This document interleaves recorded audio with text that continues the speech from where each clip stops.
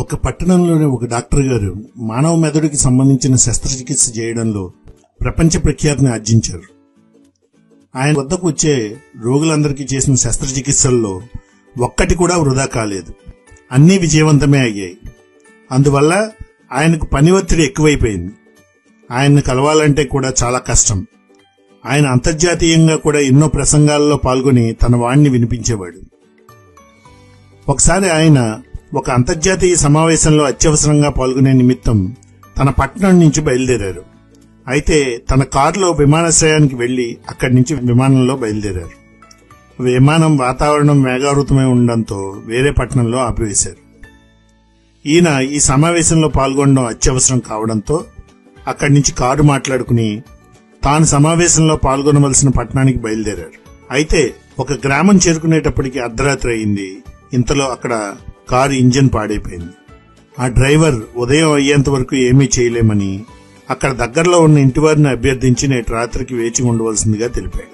ఇంక చేయగలిగింది ఏమీ లేదని డాక్టర్ గారు అక్కడ దగ్గరలోనే ఉన్న ఇంటికి వెళ్లి తలుపు కొట్టాడు. ఒక మహిళ తలుపు తీశారు. ఆవిడ ఈయన చూసి, ఎవరండి, ఏం కావాలి అని అడిగారు. అప్పుడు డాక్టర్ గారు, అమ్మా, నేను అత్యవసరంగా వేరే పట్టణానికి నా ఊరు నుంచి బయలుదేరాను. కానీ నేను బయలుదేరిన విమానంలో సమస్య వచ్చి వేరొక చోట ఆగిపోవడంతో నేను కారు మీద వెళ్లవలసిన ప్రదేశానికి బయలుదేరాను.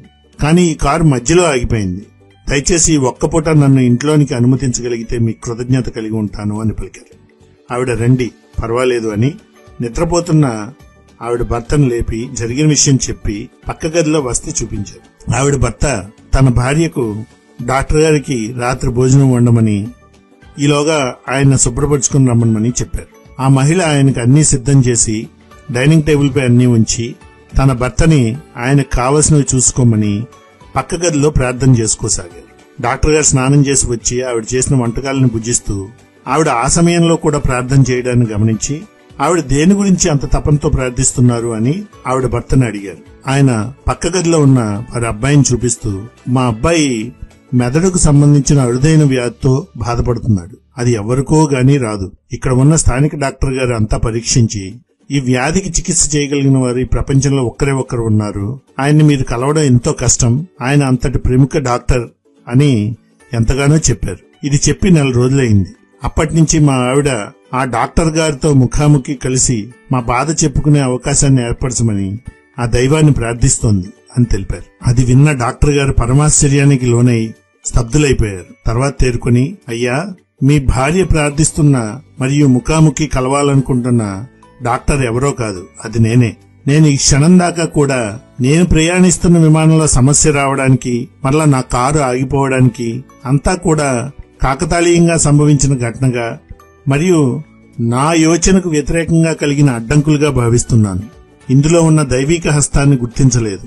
మీ ప్రార్థనా శక్తి నన్ను ఇక్కడికి రప్పించింది. మీ అబ్బాయికి వైద్యం చేయడం నాకు లభించిన అదృష్టం. తప్పనిసరిగా చేస్తానని పలికారు.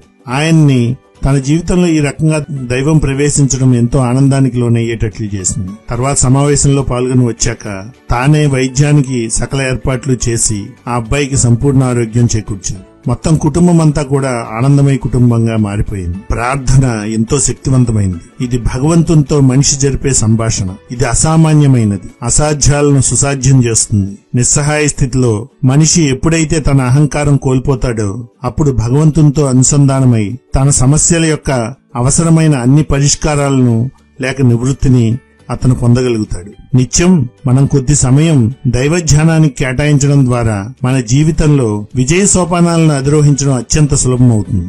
Please like, share, and subscribe to my channel. Press the bell icon for notifications. Thank you.